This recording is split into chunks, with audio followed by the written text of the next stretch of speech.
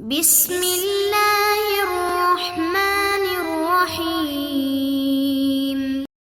السلام علیکم ورحمۃ اللہ وبرکاتہ۔ عزیز طلبہ، آج آثار السنن کا سبق نمبر 74 ہے اور اس سبق کے اندر ہم ابواب الاذان کو شروع کر رہے ہیں۔ کتاب الصلاۃ کے تحت جو اذان ہے، نماز سے پہلے چونکہ اذان ہوتی ہے، اذان دی جاتی ہے، پھر نماز پڑھی جاتی ہے، تو ابواب الاذان کا یہاں سے ذکر شروع ہو رہا ہے۔ تو اس کے تحت علامہ نووی رحمہ اللہ نے باب ما جاء فی بدء الاذان، اذان کی ابتدا کے بارے میں جو احادیث وارد ہوئی ہیں ان کا ذکر کیا ہے۔ تو آج ہم اذان کا لغوی شرعی معنی اور اذان کی مشروعیت کے بارے میں پڑھیں گے۔ اس باب کے تحت علامہ نووی رحمہ اللہ تعالی نے 3 احادیث ذکر کی ہیں اور اس باب کے تحت اذان کی ابتدا اور مشروعیت کا بیان کیا جاتا ہے کہ ابتدا کیسے ہوئی، اذان کی مشروعیت کب ہوئی ہے، کب یہ اس کو جو ہے لازم کیا گیا۔ تو آج کے سبق میں ہم اذان کی ابتدا اور مشروعیت اور اس کا اذان کا لغوی اور اصطلاحی معنی یعنی شرعی معنی کیا ہے اس کا، یہ ساری چیزیں آج کے سبق میں پڑھیں گے۔ ابواب الاذان، باب فی بدء الاذان، یہ باب ہے اذان کی ابتدا میں۔ اس کے تحت پہلی حدیث ہے عن ابن عمر رضی اللہ تعالی عنہما قال كان المسلمون حين قدموا المدینة يجتمعون فتحینون الصلاة ليس ينادى لها فتكلموا يوما في ذلك فقال بعضهم اتخذوا ناقوسا مثل ناقوس النصارى وقال بعضهم بوقا مثل قرن اليهود فقال عمر رضی اللہ تعالی عنہ اولا تبعثون رجلا ينادي بالصلاة فقال رسول اللہ صلی اللہ علیہ وسلم یا بلال قم فنادی بالصلاة، رواہ الشیخان۔ اس حدیث کا ترجمہ یہ ہے کہ حضرت عبداللہ ابن عمر رضی اللہ تعالی عنہما سے روایت فرماتے ہیں کہ مسلمان جب مدینہ منورہ آ گئے، یجتمعون تو وہ جمع ہو کر نماز کا فتحینون الصلاۃ، نماز کا وقت مقرر کر لیتے، لیس ینادی لہا، نماز کے لیے کوئی پکارتا نہ تھا۔ فتکلموا یوما فی ذلک، تو ایک دن اس سلسلے میں مشورہ کیا انہوں نے۔ فقال بعضهم، تو کسی نے کہا، کچھ لوگوں نے کہا اتخذوا ناقوسا مثل ناقوس النصارى، عیسائیوں جیسا ناقوس بنا لو۔ وقال بعضهم، اور کچھ لوگوں نے کہا بوقا مثل قرن اليهود، یہود کے سینگ کی طرح بوق بنا لو، بگلی بنا لو۔ فقال عمر رضی اللہ تعالیٰ عنہ، عمر رضی اللہ تعالیٰ عنہ نے فرمایا اولا تبعثون رجلا ينادي بالصلاة، تم کسی آدمی کو کیوں نہیں بھیجتے جو نماز کے لیے پکارے۔ فقال رسول اللہ صلی اللہ علیہ وسلم، رسول اللہ صلی اللہ علیہ وسلم نے فرمایا یا بلال قم، اے بلال اٹھو، فنادی بالصلاة، نماز کے لیے پکارو۔ رواہ الشیخان، اس کو شیخین نے روایت کیا ہے۔ وعن انس، دوسری روایت ہے وعن انس رضی اللہ تعالی عنہ قال ذکروا النار والناقوس فذكروا اليهود والنصارى فامر بلال رضی اللہ تعالی عنہ فأمر بلال رضی اللہ تعالی عنہ ان یشفع الاذان وان یوتر الاقامہ، رواہ الشیخان۔ اس حدیث کا ترجمہ ہے کہ حضرت انس رضی اللہ تعالی عنہ سے مروی فرماتے ہیں کہ صحابہ کرام کے مشورے میں آگ اور ناقوس کا ذکر کیا گیا۔ فذکر الیہود والنصارى، یہود و نصارہ کا تذکرہ کیا۔ فعمر بلال، تو بلال کو حکم ہوا ان یشفع الاذان کہ وہ اذان کو دوہرا، وان یوتر الاقامہ، اور اقامت کو اکہرا کہو یعنی اکیلے اکیلے کہو، ایک ایک دفعہ کہو، ان یشفع الاذان، اذان کو 2 دفعہ، اور اقامت کو ایک ایک دفعہ کہو۔ رواہ الشیخان، اس کو شیخین نے روایت کیا ہے۔ اذان کا لغوی اور شرعی معنی کیا ہے؟ اذان کا لغوی معنی تو اعلان اور اطلاع ہے، یعنی کہ کسی چیز کے بارے میں بتانا، اعلان کرنا، اس کو اذان کہا جاتا ہے۔ اس کا شرعی معنی ہے الاعلام بوقت الصلاۃ بالفاظ مخصوصہ، نماز کے وقت مخصوص الفاظ کے ساتھ اعلان کرنا، تو یہ اس کا شرعی معنی ہے۔ مشروعیت اس کی کب ہوئی ہے، اس کو کب جو ہے نماز کے ساتھ فرض کیا گیا، اس بارے میں 3 قول ہیں۔ پہلا قول یہ ہے کہ فرضیت صلاۃ کے ساتھ ہی واقعہ معراج میں اذان بھی لازم ہو چکی تھی، اس کی مشروعیت بھی فرضیت صلاۃ کے ساتھ ہے۔ یعنی جب واقعہ معراج میں آپ صلی اللہ علیہ وسلم آسمانوں کی سیر کے لیے تشریف لے گئے، تو جیسے وہاں سے آپ صلی اللہ علیہ وسلم 5 نمازیں لے کر آئے، تو ساتھ میں اذان کی مشروعیت بھی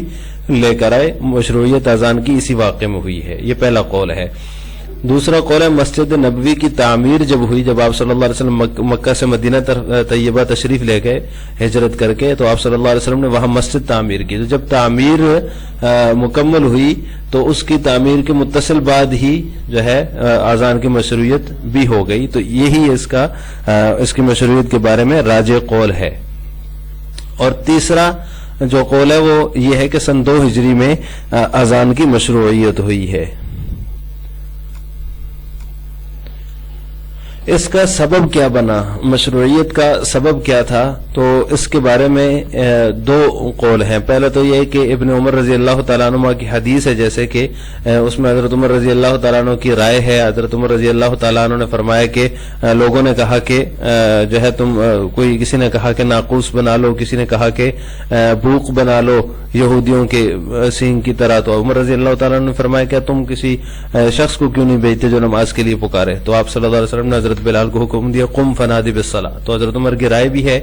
اور اسی طرح حضرت عبداللہ بن زید بن عبد ربہ جو ہیں ان کا خواب بھی ہے اس کی مشروعیت کا سبب، انہوں نے خواب دیکھا، آگے حدیث آ رہی ہے ان کی، تیسری حدیث ہے جو اس باب کی انہی کی ہے، اس میں ذکر ہے کہ انہوں نے جو ہے نا خواب دیکھا اور اس کے اندر پوری کیفیت اذان کی دیکھی، اور پھر آپ صلی اللہ علیہ وسلم کو جا کر کے وہ خواب سنایا، تو آپ صلی اللہ علیہ وسلم نے فرمایا انہا لرؤیا حق انشاءاللہ، پھر انہوں نے حضرت بلال کو حکم دیا، وہ کھڑے ہوئے انہوں نے اذان دی، تو حضرت عبداللہ بن زید بن عبد ربہ جو تھے وہ جو ہے حضرت بلال کو ساتھ ساتھ اذان کے الفاظ سکھاتے گئے، تو انہوں نے وہ الفاظ اسی طرح ادا کیے۔ تو اس میں جب حضرت عبداللہ بن زید بن عبد ربہ نے حضرت بلال کو اذان سکھا رہے تھے اور حضرت بلال اذان دے رہے تھے، تو گھر سے جو ہے حضرت عمر بھی تشریف لائے، تو انہوں نے بھی اسی طرح کا خواب دیکھا تھا، تو ان کا خواب بھی چونکہ اس بارے میں ایک تو رائے کا ذکر ہو گیا اور دوسرا ان کا خواب ہے اس بارے میں، تو وہ انہوں نے کہا کہ میں نے بھی اسی طرح خواب دیکھا ہے جس طرح کہ عبداللہ بن زید بن عبد ربہ نے دیکھا، تو اس کے سبب مشروعیت اس کا یہ 2 بیان کیے جاتے ہیں، ایک حضرت ابن عمر رضی اللہ تعالیٰ عنہ کی حدیث ہے اور دوسری عبداللہ بن زید بن عبد ربہ کا خواب ہے۔ اب اس پر اشکال ہوتا ہے کہ غیر نبی کا خواب جو ہوتا ہے وہ حجت کیسے ہو سکتا ہے، اس کے اوپر حکم شرعی کا مدار کیسے رکھا جا سکتا ہے؟ یہاں پر تو غیر نبی ہیں عبداللہ ابن زید بن عبد ربہ اور اسی طرح حضرت عمر رضی اللہ تعالیٰ عنہ، وہ تو نبی نہیں ہے، نبی کا خواب حجت ہوتا ہے، غیر نبی کا خواب تو حجت نہیں ہوتا، تو حکم شرعی کا مدار اس پر کیسے رکھ دیا گیا؟ تو اس کا جواب یہ ہے کہ ممکن ہے کہ اس خواب کے ساتھ وحی کی مقارنت ہو گئی ہو، یعنی کہ جیسے یہ نظرات کو یہ خواب آیا تو اللہ کی طرف سے وحی بھی آ گئی، تو اللہ تعالیٰ نے آپ صلی اللہ علیہ وسلم کو اس کی اطلاع کر دی، تو وحی بھی نازل ہو گئی اور ان نظرات کو خواب بھی آ گیا، تو خواب میں انہوں نے پورا طریقہ دیکھا، آپ صلی اللہ علیہ وسلم کے اوپر وحی بھی نازل ہو گئی، تو دونوں چیزوں کا آپس میں جو ہے وہ مل گئی ہیں، اس وجہ سے یہ دونوں چیزیں جو ہے چونکہ یہ اذان جو ہے کہ حکم شرعی جو ہے یہ اسی وحی کی وجہ سے مشروع ہوئی ہے، تو ساتھ میں حضرت عمر اور حضرت عبداللہ بن زید بن عبد ربہ کا خواب بھی اس کے ساتھ مل گیا۔ اس باب کی تیسری اور آخری روایت عن عبداللہ بن زید بن عبد ربہ رضی اللہ تعالیٰ عنہ قال لما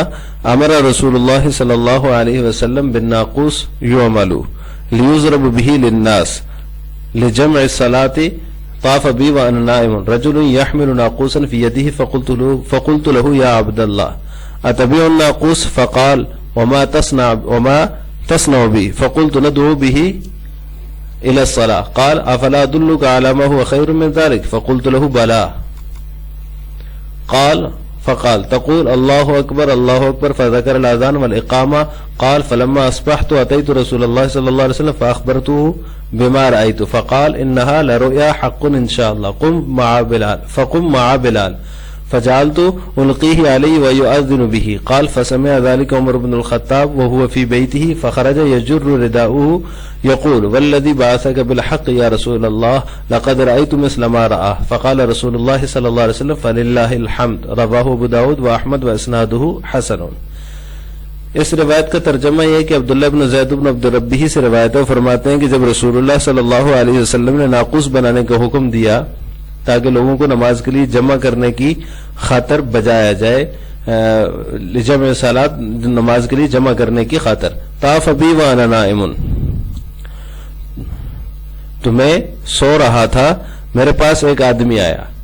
وانا نائم رجل طاف بی رجل وانا نائم، میرے پاس ایک آدمی اور میں سو رہا تھا، یحمل ناقوسا فی یدہ، اس کے ہاتھ میں ناقوس اٹھائے ہوئے تھا. فقلت له، میں نے اس سے کہا اے اللہ کے بندے، اتبع الناقوس، کیا تم ناقوس بیچتے ہو؟ اس نے کہا وما تصنع بی، تم اس کا کیا کرو گے؟ فقلت، میں نے کہا ندعو بہ الی الصلاۃ، میں اس کے ذریعے لوگوں کو اللہ کے نماز کی طرف بلاؤں گا. فقال، تو اس نے کہا افلا ادلک علی ما هو خیر من ذلک، تو میں تمہیں اس سے اچھی چیز نہ بتاؤں جو تمہارے لیے اس سے زیادہ بہتر ہے؟ فقلت بلا، تو میں نے کہا کیوں نہیں؟ قال، تو اس نے کہا فقال، کہو تم، تقول، حضرت عبداللہ بن زید بن ربی کہتے ہیں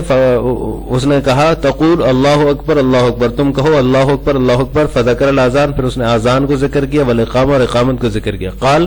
تو عبداللہ بن زید بن عبد ربی کہتے ہیں فلما اصبحت اتیت رسول اللہ صلی اللہ علیہ وسلم، جب میں نے صبح میں جب بیدار ہوا تو میں آپ صلی اللہ علیہ وسلم کے پاس آیا، اور پھر میں نے آپ صلی اللہ علیہ وسلم کو بتایا بیمار آئی تو جو کچھ میں نے رات کو خواب میں دیکھا. فقال، تو آپ صلی اللہ علیہ وسلم نے فرمایا انہا لرؤیا حق انشاءاللہ، اس ذات کی قسم جس نے آپ کو حق کے ساتھ بھیجا ہے، بلا انہا لرؤیا حق، یہ اذان جو ہے یہ بلا شبہ سچا خواب ہے. لرؤیا، یہ سچا خواب ہے بے شک بلا شبہ، انشاءاللہ. فقم مع بلال، تم بلال رضی اللہ تعالی عنہ کے ساتھ کھڑے ہو جاؤ. فجعلت القی علیہ، تو وہ کہتے ہیں میں وہ کلمات حضرت بلال رضی اللہ تعالیٰ کو بتاتا، وَيُؤَذِّنُ بِهِ، اور وہ اذان پکارتے. قال، حضرت عبداللہ بن زید بن ربی نے کہا فسمع ذلك عمر بن الخطاب، عمر بن الخطاب رضی اللہ تعالی عنہ نے جب یہ اذان سنی، وهو فی بیتہ، وہ اپنے گھر میں تھے. فخرج یجر رداءہ، وہ گھر سے نکلے اپنی چادر کو کھینچتے ہوئے گھسیٹتے ہوئے. یقول، یہ کہہ رہے تھے والذی بعثک بالحق، یا رسول اللہ، اس ذات کی قسم جس نے آپ کو حق کے ساتھ مبعوث فرمایا ہے، اے اللہ کے رسول، لقد رأیت مثل ما رأى، میں نے بھی رات میں